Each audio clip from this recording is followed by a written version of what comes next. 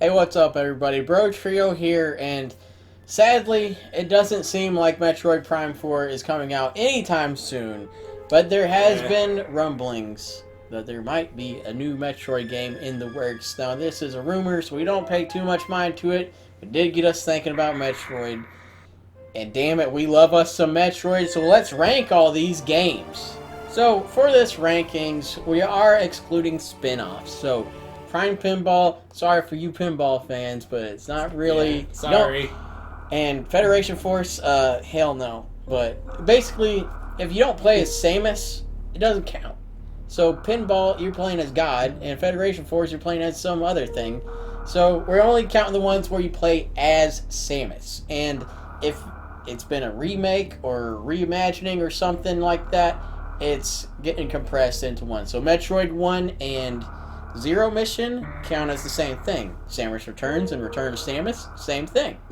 So with that being said, let's get on to the list. Now our rankings are made from our own personal lists, and then we collaborate them together and find the means of all the numbers we had to find the definitive BroTrio list, so to keep that in mind.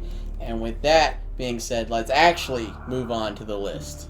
We're going to start with the most universally panned game in the series, Other M. It's the worst game in the series. It's bad when the best part is the opening cutscene. The game doesn't play like Metroid. Samus is being commanded by this dude the whole time. Bad game, bad Metroid game. Samus cries at the sight of Ridley and cowers. No, bad Metroid game, moving on. What about Ridley's backstory? Fuzzy Rabbit. No, moving on. So moving on from that angry entry to one that's a little more positive, we have Metroid Prime Hunters. Now this game isn't winning any awards for its story or main campaign, but what it did have was some tight-ass multiplayer and really some of the best graphics for the DS. Yeah.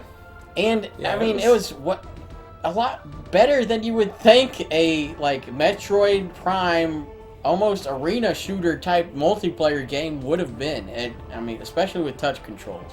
It was weird. It was cool. Not the best ever, but definitely not the worst. Yeah. We covered the worst.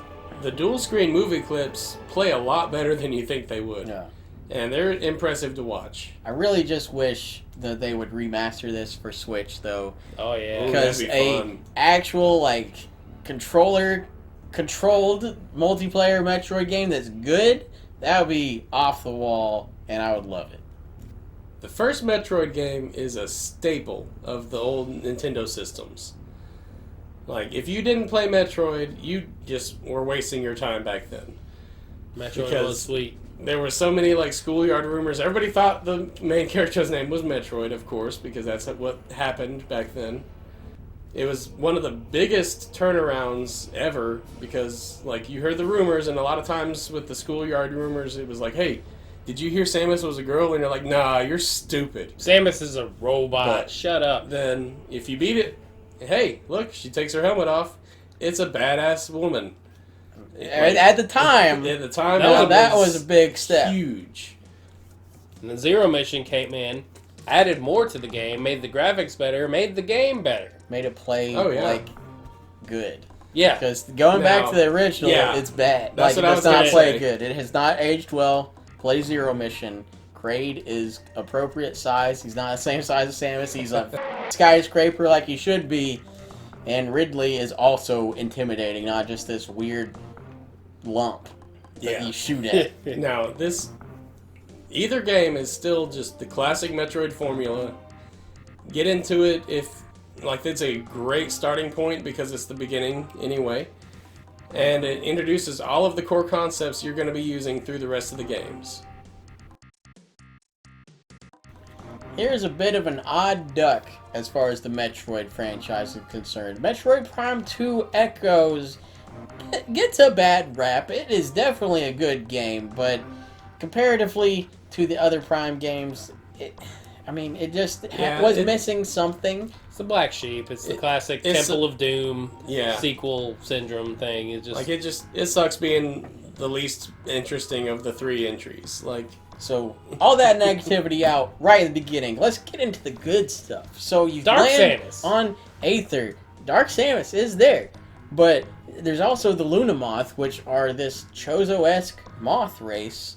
And it's really interesting how they explain the new ammo system, because you have ammo, as one of the things that people don't like about it. But the reason you have ammo is because the Luna Moth technology doesn't quite jive with Samus's Chozo suit. So the gun, like the beams, cost ammo. So to get ammo, if you want dark ammo, shoot it with your light gun. You want light ammo, shoot it with your dark gun. And that's how you get it. It's pretty interesting. There was a lot of... I don't think there were too many unique power-ups added to this. Very unique suit designs. That was one of my favorite parts of that game. Yeah, the suit designs are fantastic. Wait a minute. No, it had... I think the screw attack was in it. Yeah. Quadraxis was cool.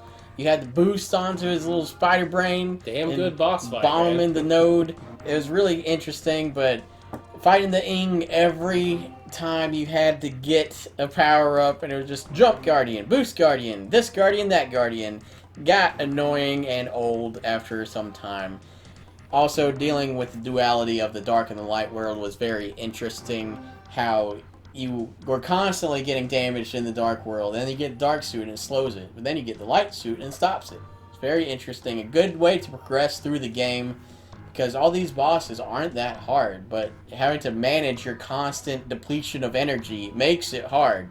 It was an interesting way to kind of balance the game, and then at the end, you fight Dark Samus and set the groundworks for this trilogy to finally conclude in the third one.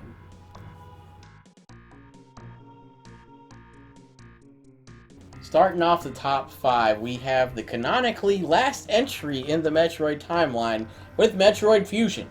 This game was very, very good. It had a whole new approach to Metroid, because you're on the ship. I liked that a lot. The entire time, and Samus is part Metroid now. It's weird, because the X parasite is actually what Metroid was invented to take out, and then Samus took out the Metroid, so now the X-Parasite is thriving again, and the universe is in danger, and it takes over Samus. It becomes Samus's actual power armor, and Samus is now in this weird goopy blue and yellow suit, which is very cool looking, but it's just odd that you are kind of the enemy and the protagonist all at the same time. Samus is being stalked by her old suit that's possessed by an alien goopy demon. Yeah, and it has the dead eyes. It's horrifying. And it's intense whenever you come on those sections, because it'll see you, it'll blast you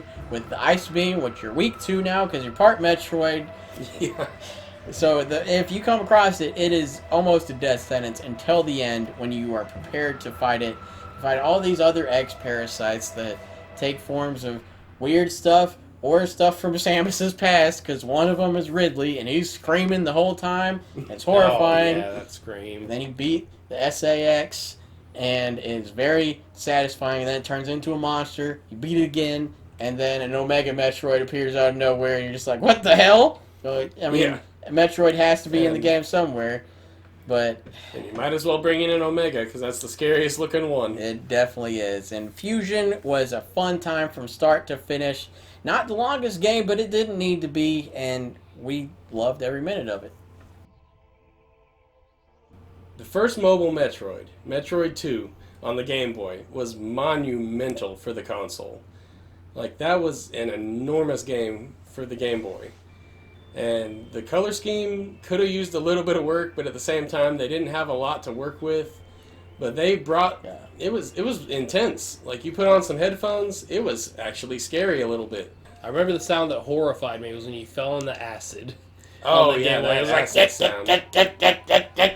Just making this crazy noise. You're exploring around, you find discarded, like, exoskeletons of Metroids, and you're like, oh, crap. What's killing What am I Metroid? about to find What's out? happening? And then, nope, they're evolving. And they're getting bigger, they're getting deadlier, and it just keeps going up until eventually you come across the Queen Metroid. And it is the biggest, scariest thing you've ever seen. Like a big old brontosaurus mixed with a snapping turtle. Yeah. Like, you have to unload just all of your missiles into it. And then years later, this game got a much-needed facelift. And it's one of the best games on the DS. It's still a portable Metroid, so that's 3DS. cool. Yeah, Samus Returns is absolutely intense. And it's amazing. Everything about it was glorious. You get the whap. Oh, the counterattack was so awesome. You get a lot more power-ups. Well, any power-ups. You didn't have any in the second one. You had the beam and the missiles, and that was pretty much it. So getting the grappling beam, getting more bosses, fighting Ridley again for some reason is I don't know why Ridley was there, but he was, and it was tough. Metroid 2 is one of my personal favorite Metroid games, and I really hope we get to see more of the Metroid life cycle in future installments.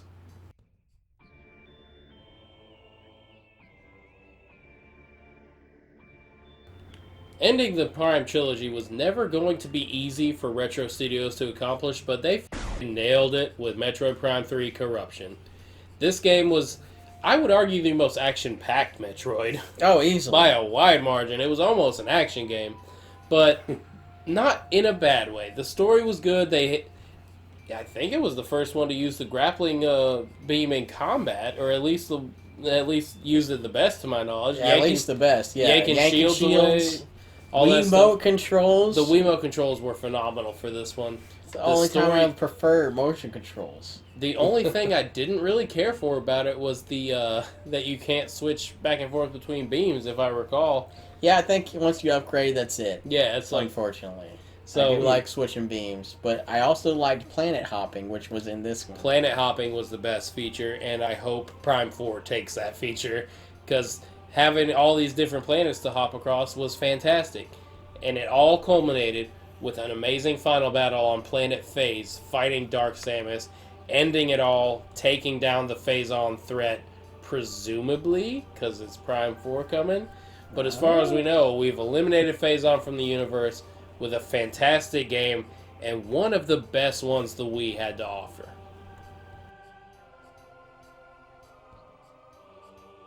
The second Metroid on this list, which in my opinion should be the first Metroid on this list, my favorite Metroid, one of the greatest games of all time, Metroid Prime. The original Metroid Prime did so much for the Metroid franchise. The first 3D one, the first person one. I remember I saw Metroid was first person. I was pissed. Yeah. Oh, yeah. I was like, this is stupid. You ruined it.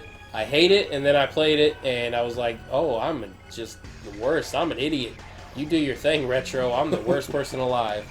Because Metroid Prime ended up probably my third favorite game on the GameCube. It is phenomenal. The graphics at the time were immensely, ridiculous. They still look pretty decent today. Oh, yeah. But at the time, they were mind-blowing. And the rain hitting Samus's visor and all that stuff and dripping off. The HUD was played up like it was just her helmet. That's the first game I can think of doing that. It was so cool. Everything about Metroid Prime was great. The music, the atmosphere, the combat, the upgrades, everything. Metroid Prime really was the proving ground that Retro Studios knows what the hell they're doing. I don't know if they made games before Metroid Prime. Not 100% sure if they did, but good lord. After Metroid Prime, you knew that Retro Studios was a force to be reckoned with, and nothing but quality was going to come from those people, because Metroid Prime is one of the few games that I will be willing to say is damn near perfect.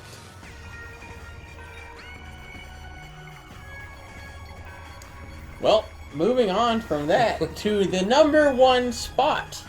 So, Metroid Prime is fantastic. No slights here to Metroid Prime. But Super Metroid is not only my personal favorite, it's Aaron's personal favorite. So, obviously, it's going to be number one. It's a lot of people's personal favorite. It's my second personal favorite, so I'm not even mad about this. Yeah. Super Metroid is incredible. It's absolutely insane. I think it's the best Super Nintendo game because of just how crazy it is. There's so much to do. There's a ghost in it. Why is there a ghost in it? Because Why Metroid. not?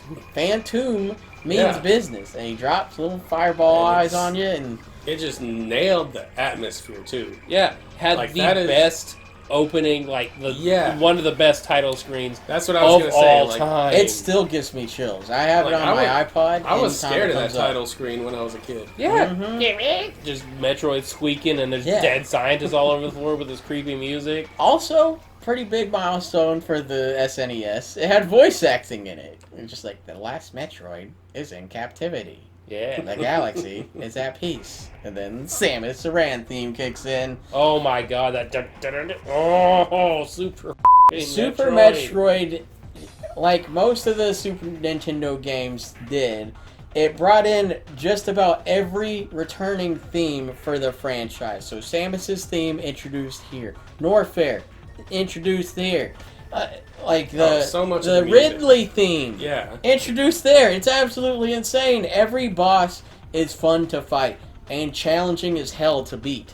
And every area is fun to explore, but also you feel so lonely and in danger constantly exploring them, and then you can do other weird stuff like get into areas you can't. Yeah. What about that final battle too, man? The final battle Oh, with Mother yeah. Brain is absolutely Insane. one of the best final battles of all time. And It sad. always will Like, be. when that It's- thing stands up, you're just like, oh Oh god. shit! Yeah. And it's so sad. And it's the best part of Other M is that final battle. It really is, because Super Metroid is that awesome of a game. Fighting Mother Brain to kill her, and then she zaps you and almost kills you, and then the baby comes in, sucks her energy out, puts it in you, and then you get the like Omega Beam or whatever it's called, and The baby dies Oh, in the blast her, process. and then poor baby gets zapped. I get choked up just thinking about it, but Super Super Metroid.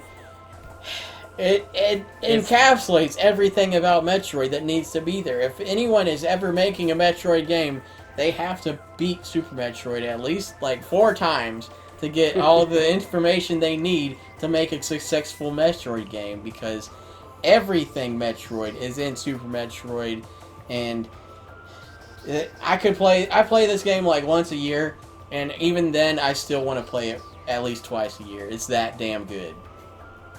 So that is our Metroid rankings. We love Metroid here on this channel. We really want Prime 4 so Oh, bad, yeah, like, but I was surprised when we put this list together. There's only been 9. yeah, 9 true ones at least. Yeah. There's been at least 2 remakes and Pinball and whatever the hell Federation Force is.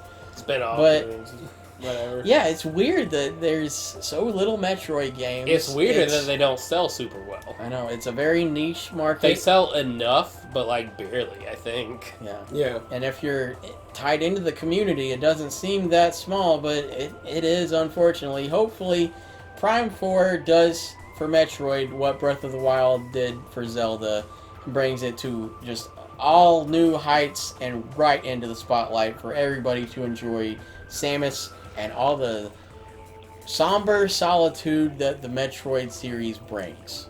I know everyone else's rankings is different than ours, and we would like to hear it. So if you have a favorite Metroid game that wasn't Super Metroid or Prime, let us know. Those were our 2 favorites. If your favorite's Fusion, hell yeah, let us know. If it's anything, let us know. Even if it's Other M, and you just want to yell at us for shitting on this game, let us know that too. Because we are always down to see everybody else's opinions and take them to heart and see if that changes our views towards Metroid, because it is a meaningful franchise to us and we love it, everything about it. So hope you all enjoyed the video, and see y'all next time.